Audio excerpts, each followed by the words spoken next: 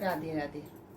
जो रानी के घर जापा हुआ है, सोहर हुआ है और जेठानी को बुलाया जा रहा है, तो इतनी खुशामद करके जेठानी को बुलाया जा रहा है, तो उसके पीछे क्या कारण है और काम जब निपट जाए तो जेठानी को कैसे भगाया जाएगा, तो सुनिएगा और पसंद आए तो लाइक और शेयर कीजिएगा।